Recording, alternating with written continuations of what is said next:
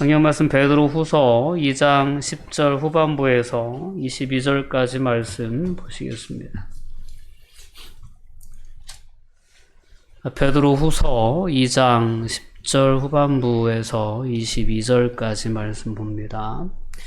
10절 중반부는 이들은 당돌하고 자긍하며 부터입니다. 한 절씩 교독하여 공독할게요. 이들은 당돌하고 자긍하며 떨지 않고 영광 있는 자들을 비방하거니와 더 큰 힘과 능력을 가진 천사들도 주 앞에서 그들을 거슬러 비방하는 고발을 하지 아니하리라. 그러나 이 사람들은 본래 잡혀 죽기 위하여 난 이성 없는 짐승 같아서 그 알지 못하는 것을 비방하고 그들의 멸망 가운데서 멸망을 당하며 우리의 값으로 우리를 당하며 낮에 즐기고 웃는 것을 기쁘게 여기는 자들이니 정과 흠이라. 너희와 함께 연애할 때에 그들의 속임수로 즐기고 놀며 음심이 가득한 눈을 가지고 범죄하기를 그치지 아니하고 굳세지 못한 영혼들을 유혹하며 탐욕에 연단된 마음을 가진 자들이니 저주의 자식이라. 그들이 바른 길을 떠나 미혹되어 그의 아들 말람의 길을 따르는도다. 그의 불의를 삭슬을 쫓아가라. 자기의 불법으로 말미암아 책망을 받되 말하지 못하는 나귀가 사람의 소리로 말하여 이 선지자의 미친 행동을 저지하였느니라.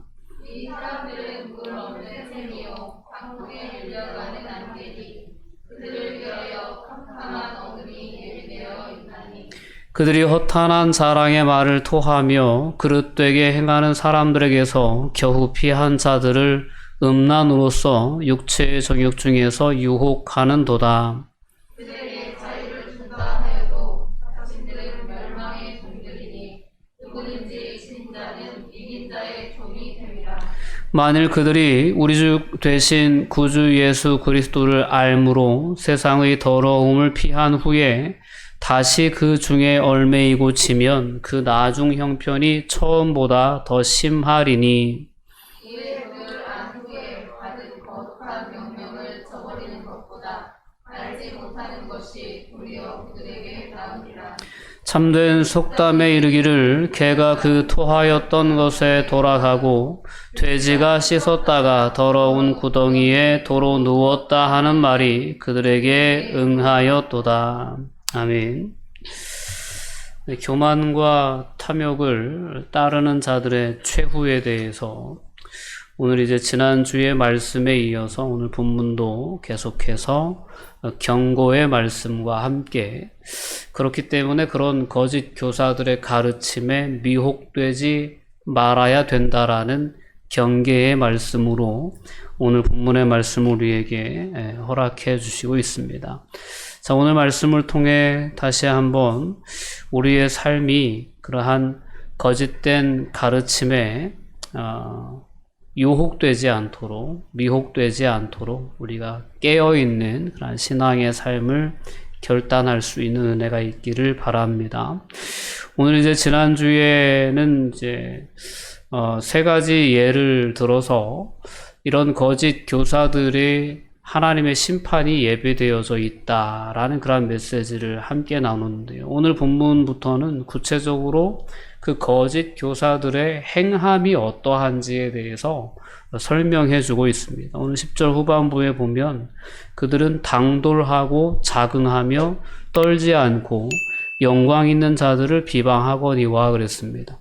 자, 이 말씀을 그대로 읽으면 이런 사람들의 모습들이 좀 연상이 되지 않을까 싶습니다.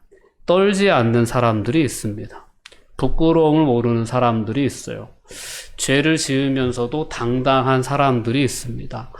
자, 이런 사람들의 모습을 우리에게 상상하게 해주는 그 모습이 거짓 교사들의 모습이었다라는 것입니다. 여기서의 이 당당함은 상당히 고집스러운 그러한 모습을 의미합니다.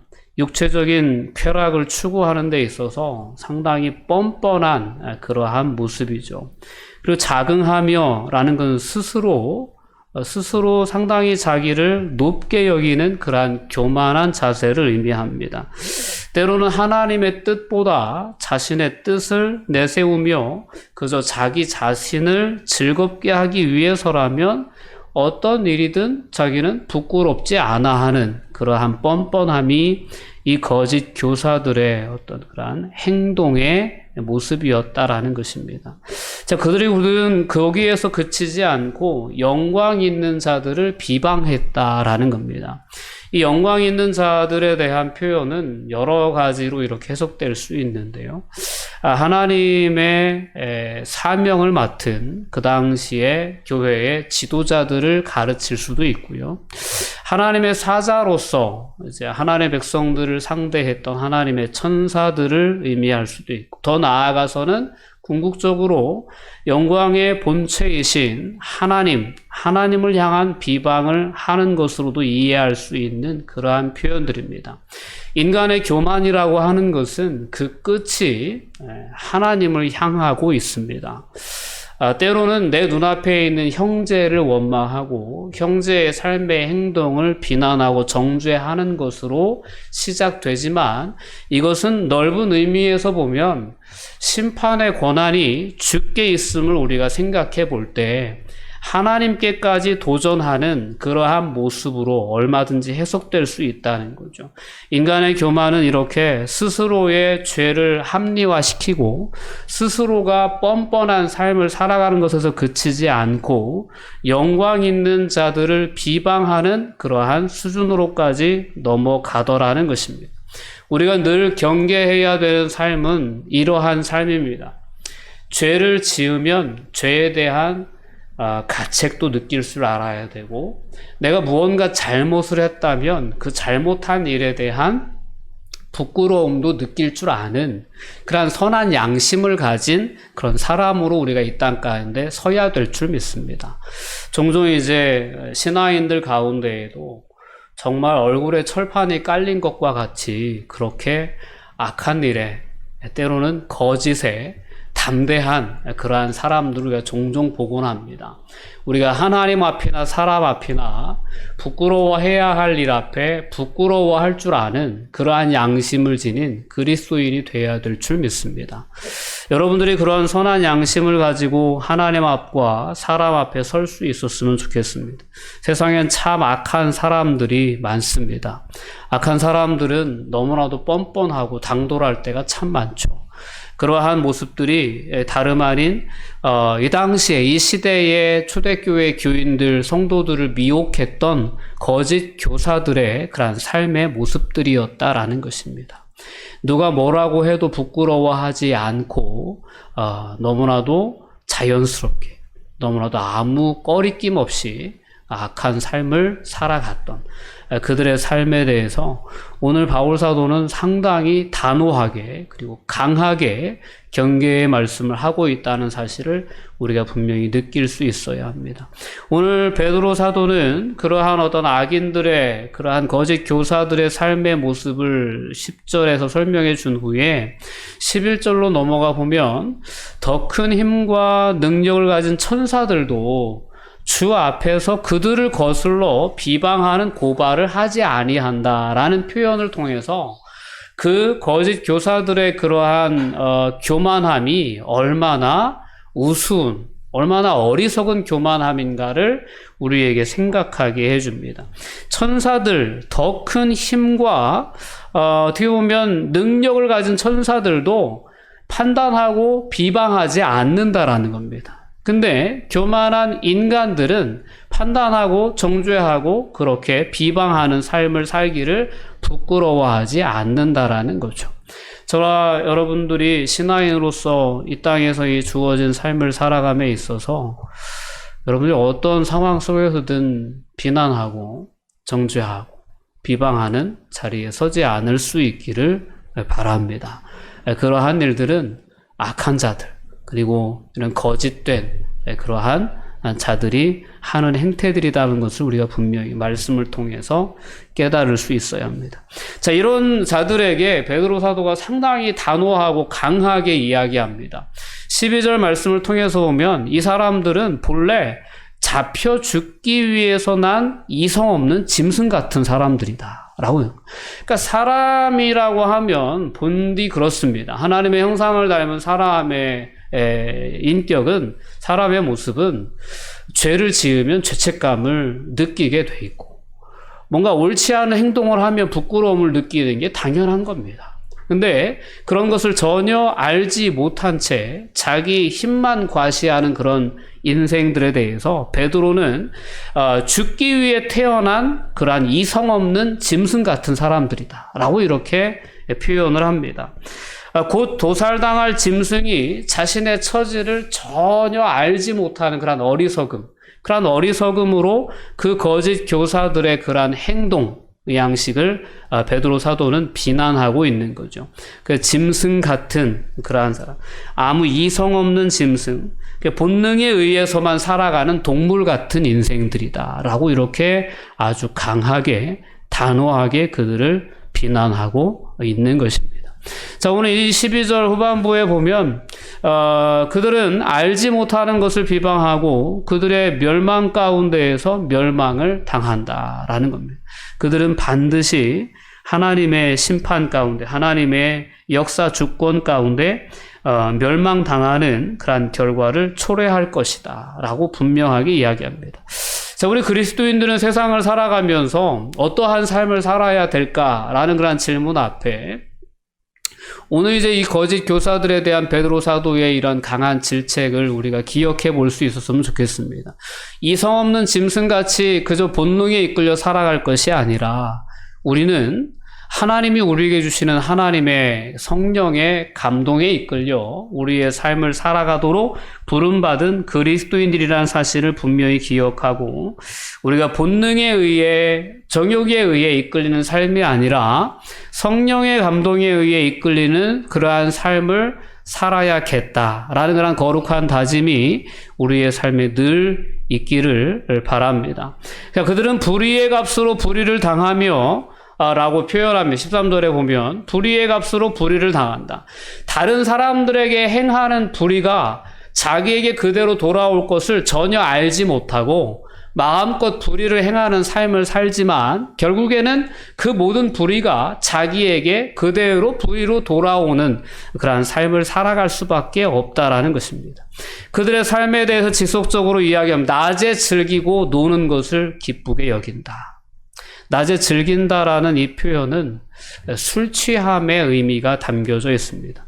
우리가 이제 보편적인 어떤 그리스도인들이 아니어도 낮에 술 마시고 취해 있는 사람들에 대한 인식은 솔직히 보편적인 사람들이라면 다 좋지 않은 인식을 갖습니다. 낮술한다라고 그러죠. 그런 표현들은 할 일 없는 사람들이나 그런 삶을 살아가는 것처럼 세상적인 어떤 그런 시선에서도 좋지 않은 시선으로 바라볼 때가 있습니다. 근데 낮에 이렇게 술 취하여 즐기고 노는 것을 기쁘게 여기는 자들이 그러한 거짓 교사들의 삶의 모습이었다라는 것입니다. 그들의 어떤 삶의 가치관이 탐심, 그리고 어떤 그런 세욕, 이렇게 우리가 2장 초반부에서 분명히 살펴보지 않았습니다. 그들의 관심은 오직 어떤 음란한 자신의 육신의 정욕을 채우는 일, 그리고 탐심을 채우는 일에 혈안이 맞춰져 있었다. 완전 초점이 맞춰져 있었다라는 거. 그래서 오늘 말씀에도 보면 낮에 술 먹고 취하고 놀고 이러는 것에 대해서 스스로 전혀 부끄럽게 여기지 않고 오히려 그와 같은 삶을 권장하는, 가르치는 그러한 자리에 있었다라는 거죠. 자, 이런 자들이 공동체의 점과 흠이 될 수밖에 없었던 것입니다. 하나님의 교회가 거룩함을 향하여 함께 나아갈 수 있다면 하나님의 영광을 돌리는 것이 맞습니다. 근데 이러한 어떤 거짓 교사들이 공동체 안에 들어오게 되고 그들이 이러한 거짓된 가르침으로 공동체에 영향을 끼치게 되면 그 공동체를 통하여 하나님은 결코 영광을 받으실 수 없는 것입니다. 오늘 13절 후반부에 보면 그 당시에 초대교회 성도들의 모임 가운데 이들이 함께 있었다는 사실을 알 수 있습니다. 13절 후반부에 보면 너희와 함께 연회할 때에 그들의 속임수로 즐기고 놀며 이렇게 얘기합니다. 연회할 때라는 그러한 표현은 함께 이제 성도의 교제를 나누는 것을 의미합니다. 우리가 이제 요즘은 약식으로 성만찬을 하죠. 근데 원래 성만찬은 한 끼의 식사의 의미가 있었습니다. 예수님께서 마지막 6월절을 앞두고 그 다락방에서 6월절 만찬을 하실 때 보면 빵과 포도주를 함께 나누어 먹으면 저녁 식사를 나누신 거거든요. 거기에서 유래되었기 때문에 초대교회 때만 해도 이것이 식탁 교제를 의미하는 것이 애찬이었어요. 성찬이었어요. 근데 이러한 어떤 연회할 때에 그들의 속임수로 즐기고 놀았다라는 표현을 보면 그러한 공동체의 모임 가운데 이러한 거짓된 가르침을 전파하는 교사들이 함께 있었다라는 사실을 알 수 있는 거죠. 참 안타까운 현실이죠. 그렇기 때문에 이들의 그런 어떤 너무나도 교만하고 너무나도 자만한 그런 모습들이, 너무나도 당당한 모습들이 때로는 믿음이 연약한 자들에게 상당히 시험거리가 될 수밖에 없었고, 오히려 그들의 그러한 행동이 믿음이 강한 자로 때로는 오해되기도 했던 그러한 문화가 당시에 초대 기독교 가운데 있었다라는 거죠. 자, 그들은 오늘 14절 말씀에 보면 음심이 가득한 눈을 가지고 범죄하기를 그치지 아니했다. 이거는 어떤 만족함이 없는 그러한 삶의 모습을 의미합니다. 여러분, 우리의 욕망에 만족이 있을까요? 우리의 욕심에 만족이 있을까요? 결코 만족이 없죠. 더한 자극적인 탐욕스러운 마음을 늘 품는 것 아니겠습니까? 이 시대의 어떤 문화의 흐름도 그렇지 않나 싶습니다. 조금 더 자극적인 그러한 문화의 어떤 주제를 향하여서 이 시대의 문화의 흐름이 나아가는 것을 보면 참으로 두려울 때도 많습니다. 우리나라가 옛날에만 해도 얼마나 이게 예의를 따지고 또 성적인 어떤 그런 질서도 이렇게 문란해지지 않고 그래서 요즘은 동성애자들이 상당히 많이 늘었죠. 그리고 이제 10대의 에이즈 환자들이 상당히 많이 생겨나게 되고 그 중에 60-70%가 동성 연애 때문에 에이즈에 걸려가게 되는 그런 어떤 문화가 우리나라에도 어느덧 가깝게 다가온 시대가 되었습니다. 그만큼 더 탐욕을 추구하는 사람들은 어떤 이성 간의 어떤 그 선을 뛰어넘어서 그런 더 지나친 그런 탐욕을 쫓는 그런 삶의 방향을 가지고 나아가는 모습을 보게 됩니다. 오늘 14절에 표현되어 있는 음심이 가득한 눈을 가지고 범죄하기를 그치지 아니한다라는 이러한 표현은 그 당시에 지극히 어떤 우리의 구원이라고 하는 것이 영혼의 문제지 결코 육신은 구원받지 못한다라는 그 영과 육을 완전히 분리시켜 생각했던 그 잘못된 거짓 교사들의 가르침이 이 육신의 범죄에 대해서 전혀 꺼리낌 없이 행하는 삶을 살았거든요. 그러한 사람들의 모습이 이와 같았음을 우리가 이제 알 수 있는 거죠. 자, 그들은 굳세지 못한 영혼들을 끊임없이 유혹했다라는 것입니다. 공동체 안에서 처음 이제 신앙생활을 시작하는 사람들, 제대로 무엇이 어떻게 우리가 이런 은혜를 받은 자로서 이런 선물을 받은 자로 어떤 삶을 살아야 되는지에 대해서 여전히 고민하고 있는 그러한 자들을 유혹했다라는 것. 그 탐욕에 연단된 마음을 가진 자들이었다. 그래서 그들은 결국은 저주의 자식이다라고까지 베드로 사도는 아주 단호하게 그들을 대해서 이야기를 하고 있는 겁니다. 그리고 15절로 넘어가 보면 그들의 그런 행태가 구약 성경에 나오는 출애굽기 역사 속에서 등장했던 그런 발람 선지자의 모습과 같다라고 이렇게 이야기합니다. 우리 15절 말씀 우리 함께 같이 읽어보도록 할게요. 그들이 바른 길을 떠나 미혹되어 부올의 아들 발람의 길을 따르는도다. 그는 불의의 삭을 사랑하다가 16절도 읽어볼게요. 자기의 불법으로 말미암아 책망을 받되 말하지 못하는 나귀가 사람의 소리로 말하여 이 선지자의 미친 행동을 저지하였느니라.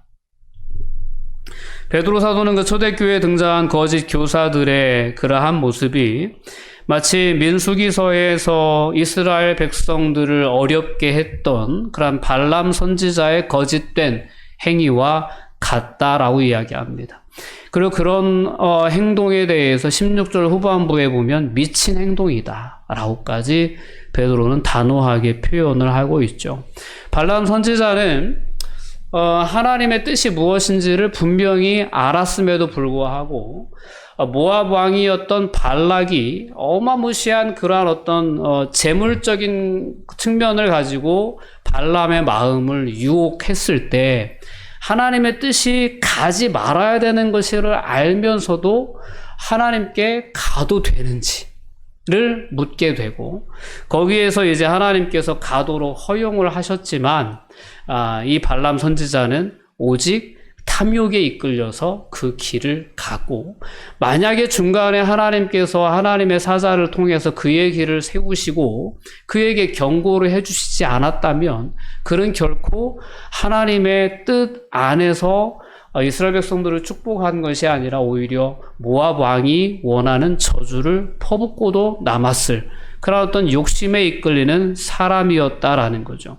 그래서 결국은 그런 어떤 저주를 선포할 자리에서 하나님의 그런 어떤 강압적인 역사에 의해서 발람 선지자는 이스라엘 민족을 축복하죠.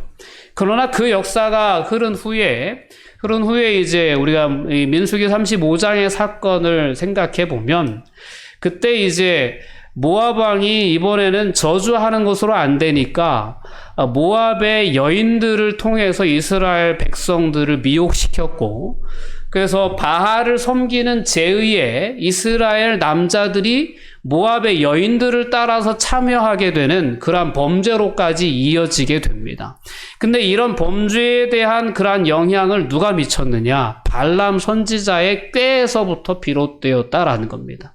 그래서 그 당시에 이제 모압 평지에서 모여 있을 때, 모압 평지에서 가나안 땅의 입성을 목전에 두고 있었을 때, 이런 바알 부올의 사건으로 말미암아 이스라엘 백성들 24,000명이 하나님의 심판으로 죽임을 당하는 그 사건의 빌미를 제공한 선지자가 바로 발람 선지자였습니다. 그래서 오늘 베드로 사도는 그런 발람 선지자가 하나님의 뜻을 알면서도 그런 육신의 정욕에 이끌려 그와 같은 거짓된 술수로 이스라엘 민족의 이러한 미혹과 그리고 이러한 재난을 미쳤다라는 것에 대해서 분명하게 경고를 하면서 그 미친 행동을 하나님은 나귀의 입을 열어서 막으셨다라고 이렇게까지 이야기를 하고 있는 거죠.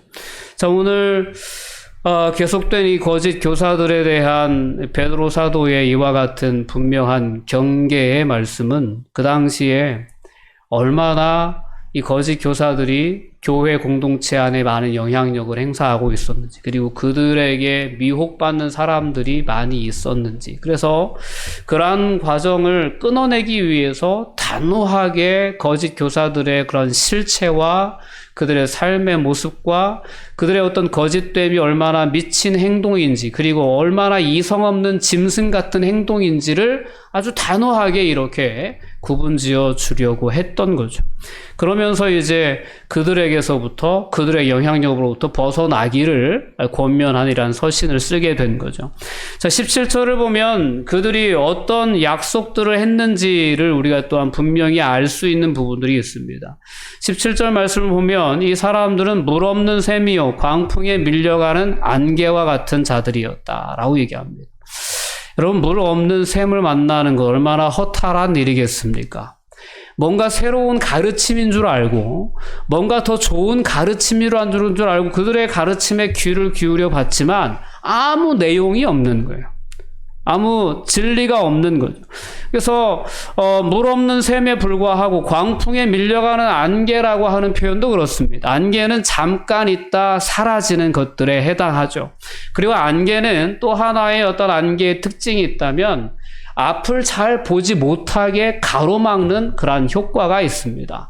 이 거짓 교사들의 어떤 그러한 영향력이 이와 같았다라는 겁니다. 바른 진리, 바른 복음에 기초한 삶의 열매들, 삶의 방향성들에 대해서 바라보지 못하게 하고, 우리의 육신의 정욕이라고 하는 것이 그렇습니다. 탐심이 우리의 마음을 가리면 그리스도인으로서 어떻게 살아야 되는 것이 정말 하나님의 영광을 위한 것인지를 생각하지 못하게 하는 거예요. 당장 눈앞에 있는 이익을 위해서 때로는 거짓이 동원되기도 하고, 때로는 우리가 누군가를 짓밟기도 하는 그러한 행동을 하게 만드는 게 탐심이라고 하는 거거든요. 근데 이러한 모든 것들이 이제 오늘 본문에 나와 있는 거죠. 광풍에 밀려가는, 잠깐 있다 사라지는 안개와 같이 우리를 하여금 참된 진리를 보지 못하게 하는 그러한 거짓 교사들의 모습을 이렇게 표현해 놓고 있습니다. 그리고 이러한 거짓 교사들은 그 영향력이 대단할 것 같지만, 뭔가를 제공해 줄 것 같지만, 진정한 자유를 가져다 줄 것 같지만 결코 그렇지 못하다라는 것입니다.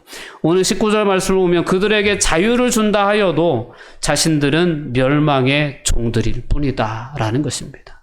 그들이 이야기하는 자유는 육신적으로는 마음껏 살 수 있는 자유를 그들이 우리에게 가르치는 것 같아 보일지 몰라도 그거는 결국에는 멸망의 종이 되는 길이 될 수밖에 없다라는 것입니다. 결국 그 길을 따라가다가는 영원한 멸망에 미칠 수밖에 없다라는 거죠. 그래서 멸망의 종이 되는 길이다. 우리에게 자유를, 그들이 너희에게 자유를 준다고 해도 그 자유는 결코 진정한 자유가 아니다. 예수 그리스도의 복음이 주는 죄에서의 자유, 사망의 권세로부터의 자유가 아니고 그저 너희들이 육신의 정욕대로 살 수 있도록 너희들을 미혹하는 자유에 해당하지만 그 결국은 멸망에 미치기 때문에 그 모두가 겉으로 보이기엔 자유로운 존재 같지만 사실은 실상은 마귀의 종이고 멸망의 종이 되는 길일 뿐이다라는 거죠. 우리가 이런 베드로 사도의 권면의 말씀을 통해서 다시금 우리 그리스도인들이 하나님의 은혜를 경험한 후에 보배로운 믿음의 선물을 받은 이후에 어떠한 삶을 살아야 되는지에 대해서 우리가 다시 한번 분명히 돌아볼 수 있는 은혜가 있었으면 좋겠습니다. 오늘 20절 이하의 말씀은 그런 미혹에 빠져서 이제 잘못된 길로 들어서는 사람들의 그 형편이 더 심해질 수밖에 없다라는 그러한 이야기를 이제 베드로 사도가 이어서 해주고 있습니다. 20절 말씀을 보면 만일 그들이 우리 주 되신 구주 예수 그리스도를 알므로 세상의 더러움을 피한 후에 구원의 은혜를 받은 후에죠. 근데 다시 그 중에 얽매인다라는 거예요. 다시 그 죄에 얽매이고 육신의 정욕에 얽매이는 삶을 살아가면 그 나중 형편이 처음보다 더 나빠질 수밖에 없다라는 것입니다. 그래서 마태복음 12장에 예수님께서 그런 비유를 말씀해 주죠. 귀신을 내어 쫓아 주었는데 그 마음에 하나님의 뜻으로, 하나님의 성령으로 가득 채워지지 않으면 귀신이 자기보다 더 악한 귀신 7을 데리고 와서 그 안에 거한다는 것입니다. 그래서 그 사람의 나중 형편이 더 악해질 수밖에 없다라는 그러한 비유적인 가르침을 예수님께서는 마태복음 12장에서 해주고 계신 것을 보게 됩니다. 오늘 베드로 사도는 그 말씀을 인용해서 그들의 어떤 나중 형편이 처음보다 더 심해질 수밖에 없다라는 거예요. 교회를 다니다가 이제 교회를 떠나간 사람들일 경우에요. 더 악해지는 경우들이 있습니다. 더 담대하게 자기 마음대로, 자기 정욕대로 삶을 살아가는 케이스가 참 많이 있습니다. 그런 사람들이 다시 교회로 들어오기는 상당히 어렵습니다. 자기가 안다고 생각하기 때문에 더더욱 교회의 예수 그리스도의 복음에 대해서 그들은 가볍게 여기고 우습게 여기게 됩니다. 그럼 오늘 이런 거짓 교사들의 미혹에 빠져 넘어가는 자들, 그러니까 예수 그리스도를 알므로 말미암아 구원의 은혜를 경험한 후에 다시 옛 삶으로 돌아가는 그들은 나중 형편이 더 심해질 수밖에 없다. 그들의 삶에 대해서 비유를 하기를 개가 그 토하였던 곳에 돌아가고 돼지가 씻었다가 더러운 구덩이에 도로 눕는 것과 같은 그러한 모양새다라고 이야기를 하고 있습니다. 여러분 21절 말씀을 보면 의의 도를 안 후에 받은 거룩한 명령을 저버리는 것보다 알지 못하는 것이 도리어 그들에게 낫다라고 얘기합니다. 여러분 우리에게는 의의 도가 있습니다. 이 의의 도는 진리의 도, 바른 길을 의미하고 기독교의 바른 복음을 의미합니다. 또한 거룩한 명령이라고 하는 표현은 우리가 복음을 받아들이고 나서 그 이후에 그리스도인들이 마땅히 따라야 할 그러한 윤리적인 규범들을 가리킵니다. 의의 도를 안 후에 받은 거룩한 명령이 우리에게 있습니다. 그러니까 우리가 정말 보배로운 믿음 안에서 하나님의 놀라운 구원의 선물을 받은 후에 우리에게 주어진 거룩한 명령이 있다라는 것입니다. 근데 이 거룩한 명령을 거짓 교사들은 우습게 여겼다라는 거예요. 야, 그렇게 살 수 없다라고 단호히 여겼다라는 겁니다. 그리고 우리의 육신으로 행하는 그러한 죄에 대해서는 아무런 우리의 구원에 아무런 영향을 미치지 못한다라고까지 그렇게 이야기를 하면서 육신의 정욕대로 사는 것 결코 죄가 되지 않는다라고 가르쳤던 그런 거짓 교사들의 가르침은 거룩한 삶으로 우리들의 삶의 방향을 이끄시고자 하셨던 하나님의 뜻, 하나님의 본질에서, 즉 의의 도에서는 너무나도 많이 벗어났던 거죠. 자, 오늘 베드로 사도는 다시 한번 우리에게 거룩한 명령에 대해서 돌아보게 합니다. 의의 도를 안 후에 받은 거룩한 명령을 저버리는 것보다 차라리 알지 못하는 것이 도리어 그들에게 나았을 것이다 라는 겁니다. 예수님도 그러셨습니다. 많이 받은 자에게는 많이 요구할 것이다 라고 분명하게 말씀하셨습니다. 오늘 우리에게 주신 하나님의 은혜는 1만 달란트의 빚을 탕감받은 것과 같은 헤아릴 수 없는 그런 놀라운 은혜가 예수 그리스도를 통해서 우리에게 주어진 하나님의 은혜였음을 기억할 수 있어야 합니다. 이 은혜를 받은 자로서 우리에게 거룩한 명령을 주시고 그 명령에 따라 순종하는 삶을 기대하시는 하나님의 마음이 결코 많은 것을 바라시는 것이 아니다라는 것을 여러분들이 기억했으면 좋겠습니다. 하나님의 은혜, 하나님이 우리에게 허락해 주신 은혜에 비하면 우리에게 하나님께서 기대하는 삶이라고 하는 것은 지극히 작은 것일 수 있습니다. 여러분, 오늘 베드로 후서의 말씀을 통해서 거룩한 삶에 대한 모습들, 우리의 믿음에 덕을 더하라는 그 모습들, 지혜를 더하고 절제를 더하고 사랑을 더하는 그 삶을, 그 거룩한 삶에 대한, 그래서 결국에는 그 거룩한 성품에 참여하는 자로서 이 땅 가운데 저와 여러분들이 서기를 기대하시는 그 하나님의 마음이 이 땅의 어떤 세속적인 가치관, 때로는 잘못된 이단적인 사상으로 인해서 공격받지 않도록 우리가 우리의 마음 중심을 지키고 우리에게 명령하신 그 거룩한 그러한 명령을 결코 저버리지 않고 늘 우리의 삶 속에서 내가 어떻게 하면 그와 같은 삶을 살 수 있을까라는 것을 고민하며 우리 안에 능력으로 와 계신 성령 하나님의 능력과 인도하심을 의지하며 그와 같은 믿음의 삶을 늘 새롭게 결단해야 될 줄 믿습니다. 자, 오늘 본문의 말씀은 그 시대를 살아가는 그리스도인들을 향한 그러한 경고의 메시지였음에 분명하고 또한 오늘 살아가는 우리들에게도 분명한 경고의 메시지가 된다라는 사실을 기억해야 합니다. 그만큼 오늘 이 시대에는 어떤 교회 안의 거짓 교사들의 가르침이라기보다는 이 세상의 세속적인 문화의 영향력이 여전히 오늘을 살아가는 그리스도인들의 삶에 이와 같은 거짓 교사들의 영향력과 같은 영향을 미치고 있다라는 것입니다. 그 사실을 우리가 분명히 깨닫고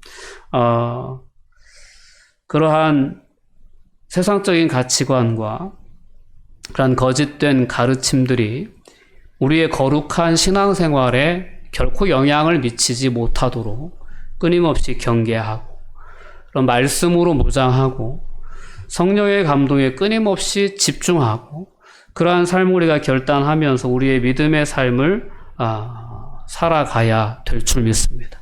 저와 여러분의 그 거룩한 삶의 열매들이 더 나아가는 하나님의 영광으로까지 이어질 수 있는 그런 은혜가 우리 모두에게 있기를 주님의 이름으로 권면드립니다. 기도하시겠습니다.